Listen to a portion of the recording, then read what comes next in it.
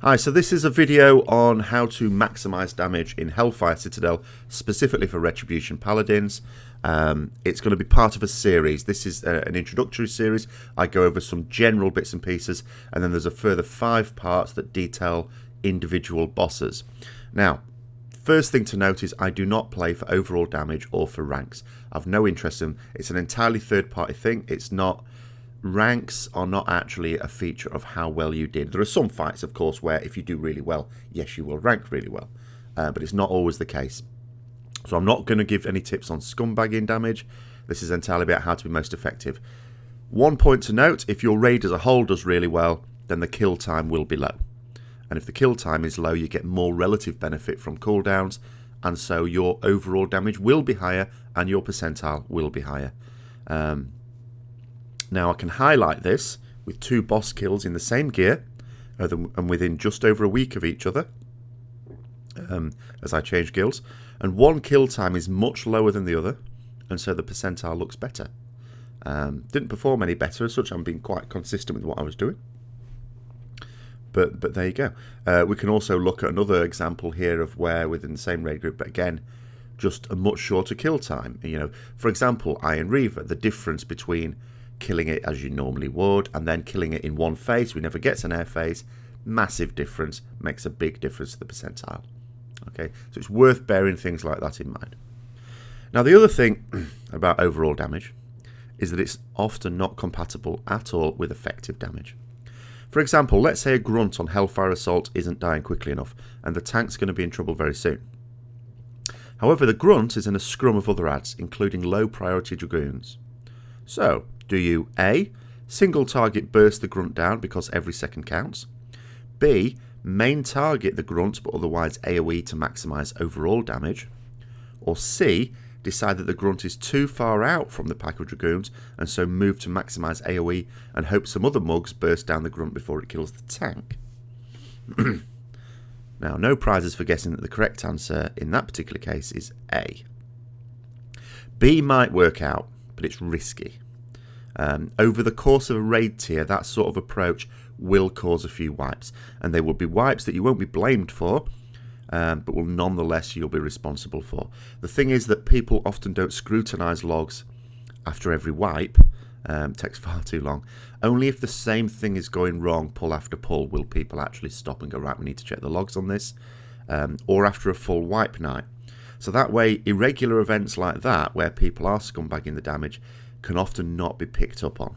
So they get away with it, unless it becomes really blatant, or it's something they're doing pull after pull after pull. C, you know, just moving away and focusing on your overall damage and let other people deal with the grunt, is the very worst type of mythic behaviour.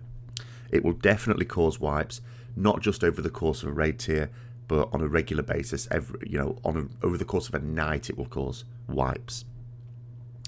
Now, that being said, there are a few things to bear in mind in order to maximise your damage without minimising the chance of success for your raid.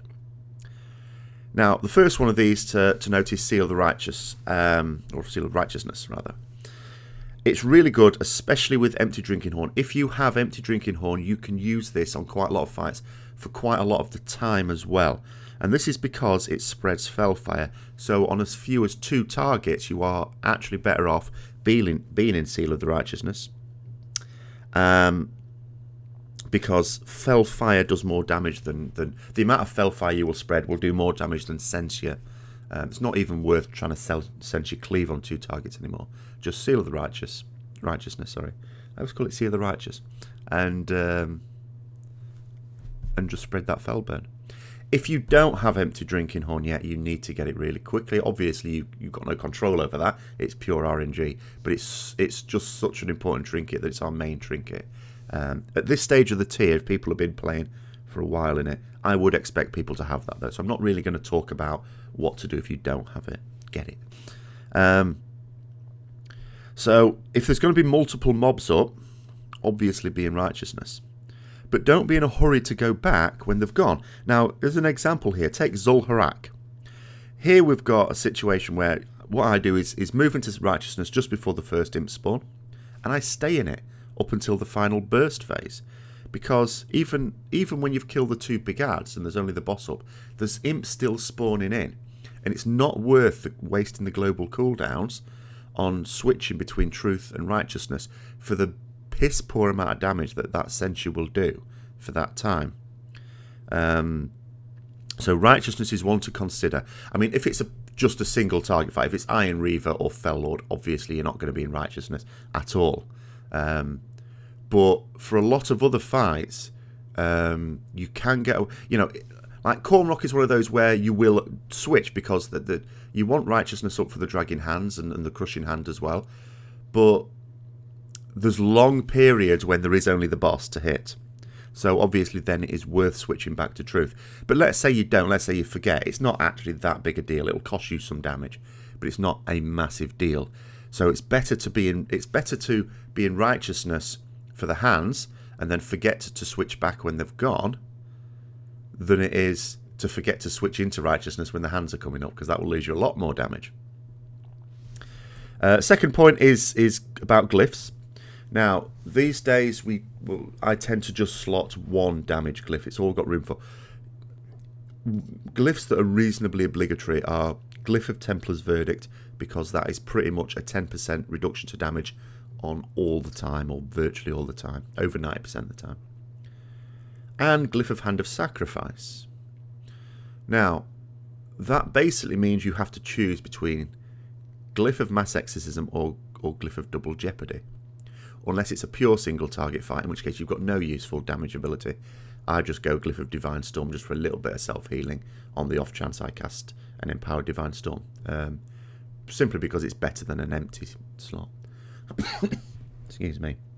Now, the default position usually, like if there's a load of ads, if there's going to be lots of ads, then obviously you want Glyph of Mass Exorcism, because that then becomes a much better, makes Exorcism a lot better spell, better than Judgment even. But what about fights where there's only 2 or 3 ads any one time? It's your call, really. Glyph of Double Jeopardy, if you are going to be switching around quite a lot. I mean, Gorefiend, for example, this is one of those, because you're always attacking ads and you're switching to different ads, excuse me, because they die very easily. Glyph of Double Jeopardy is going to be of more use on Gorefiend. Plus, of course, you want to reduce your accidental cleave on Gorefiend so you don't break people out of the souls too quickly. That being said, sometimes it's considered a benefit to take Burden of Guilt Glyph. What is it called? No. I can't remember what it's called. Where your judgment does a little slow for the ads inside the belly. More of a utility one, but again, it depends on you going into his belly. But for Gorefiend, I would generally say Glyph of Double Jeopardy. For most other fights where there's going to be multiple ads up, I would say Glyph of Mass Exorcism. And for single target fights, I would just say neither of them is going to be any use to you. It doesn't matter. 3. Light's Hammer. A lot of people get fixated on the idea of not using this because the ads that only last a few seconds, it's not worth it. Think about it this way. Light's Hammer on one mob does a reasonable amount of damage. Not as much as Execution Sentence, but it does a reasonable amount of damage. On 2 mobs, it obviously does twice as much, and on 3 mobs, 3 times as much. So if you have something like 5 or 6 mobs, they only need to be in it for a few seconds before it's a DPS increase. So on any fight where there's going to be a lot of ads, and it's important that those ads die, absolutely take Light's Hammer. Do not worry about the fact that the ads may not last long in it. If you've got a good 4 or 5 ads or more, they only need to be in it for 3 seconds before it's worth taking Light's Hammer. So Hellfire Assault is obvious. Don't worry that they might only be, if they're high priority ads, just stick it under them. Don't worry. The other thing about Light's Hammer, which is beneficial, is you don't have to, like with Execution Sentence, you want to make sure you're firing it off at this, ideally at the same time as an Avenging Wrath. So the last tick benefits from your final tick of your 4 set. Now, There's no such worries with Light's Hammer. It does a consistent amount of damage across the 10 seconds. Obviously, it's nice if it coincides with Avenging Wrath, but don't worry about it. Again, the more adds you can get into it for the longer amount of time, the better. So on fights like Manaroth and Zul'Harak, where there's imps, but they're only expected to be up for a very short time, still Light's Hammer is the way to go, because that's how you ensure they're only up for a short amount of time. It does lots of damage to them. So absolutely consider Light's Hammer where you've got those sort of adds, even if it's just for a short duration. Okay. If the fight is going to require you to move out and back in again, such as Fel Lord, Zul'Harak, Manaroth, Archimonde, that sort of thing, where you have to sort of move away from the boss and then back to the boss for some mechanic, then you will need to decide which speed talent is best. And there are choices for this one, genuine choices. I generally prefer Long Arm of the Law by default, because you get a speed boost as you go out. Your judgment is often free on cooldown, so you get a little speed boost as you go out, but you also get one as you come back. Whereas if you take Speed of Light, which is for most cases the obvious one, gives you a really good speed boost on the way out, so you've got no problem getting out really quickly, but then it'll have worn off when you want to come back, so you're coming back much more slowly. Which is the better overall? You have to consider, first of all, will the Long Arm of the Law speed boost be enough to get you out? So if it's like Seeds on Fel Lord, or if it's moving away with the Fel Surge on Zul'Harak, can you actually get to where you need to be with the speed boost from Long Arm of the Law? If the answer is no, you're going to have to use Speed of Light. But then that being said, if you get hit by these abilities twice on the bounce, which is entirely possible, Speed of Light will only be useful on the first one, and you'll just be moving at normal speed on the second. So there's all sorts of things to weigh up, and ultimately it will come down to 1, your personal preference, and 2, just trial and error. But do consider that, because if you can minimise the amount of time that you're away from the boss and away from doing damage, obviously you are maximising your damage on that boss. Final little point on the sort of general issues are choice of level 100 talents. Now, first of all, I mentioned this before, Empowered Seals is one for people who like Empowered Seals. If you don't like Empowered Seals, as most people are, I hate it, just forget about it completely. There's no fight where it's the obvious choice. If you like it, it can be competitive, don't worry about it. You can do competitive damage with it. But if you don't like it, there is no situation where you'd seriously consider it. So really it comes as a choice between Final Verdict and Seraphim. And don't do what some people do, which is look at we'll look at the top rank on that particular fight, because that's obviously the talent to take. No, you will see people getting top ranks with both Final Verdict and Seraphim on almost every fight. Because different things sway one or the other a different way. The better the quality of your weapon is compared to the rest of your gear, the better Final Verdict becomes. Because Final Verdict is based on your weapon damage. Seraphim gives you flat stat increase. So Final Verdict is stronger if you have a lot of mastery. It becomes stronger if you have a very good quality weapon. It also becomes a bit stronger compared to Seraphim if your overall item level is better. We might find that with the item level boost coming when the next patch comes out and we've got Valor again, that Final Verdict starts to win out a lot more as well, because, as I say, Seraphim just gives you a flat amount of stats. Now, the higher your overall stats are because of the better quality gear, the smaller as a percentage increase of damage that Seraphim is going to do. Whereas Final Verdict just gets stronger and stronger and stronger based on your abilities. The other thing about Final Verdict is you don't have to worry about timing of anything. Seraphim, sometimes you get a situation where, you know, you're going to use Avenging Wrath, or you're going to use cooldowns on an event that's not timed. For example, on Tyrant Velhari, when Phase 2 starts, which is based on the percentage of health, not the time into the fight. So sometimes you'll delay Seraphim for a few seconds or for a little bit longer. You don't have to worry about those sort of concerns with Final Verdict. You don't have to worry about you popped Seraphim, and then suddenly you get a mechanic that means you run out and you go, oh shit, I've wasted it now. So Final Verdict is also a bit more straightforward. Also, it gives you more choices with Cleave, because as long as you've got the Final Verdict buff, you can weave between Final Verdict and Divine Storm on 2 targets. Something you can't, you know, if you're using Seraphim, the best you can do with 2 targets is use Seal of the Righteous. Seal of Righteousness. God, I keep calling it Seal of the Righteous. Anyway, so bear that in mind. Again, sometimes it comes down to a trial and error thing.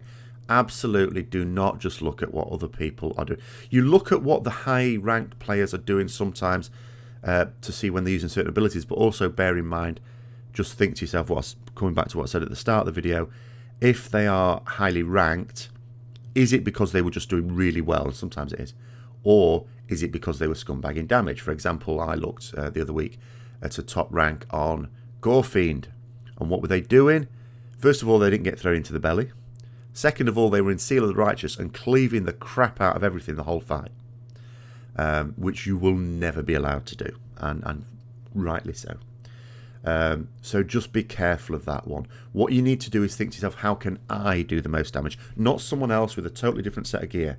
And it is no more important than when you're looking at the level 100 talents, because literally the difference, you know, the relative strength of Final Verdict and Seraphim seesaws quite a lot according to your gear and your raid strategy.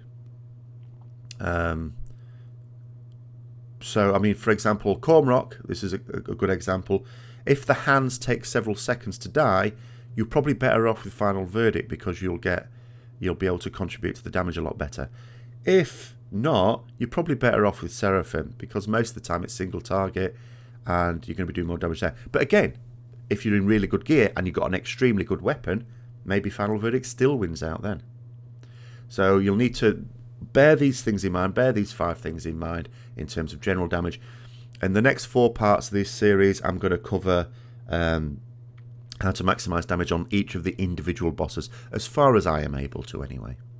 But until the second part, I'll see you later.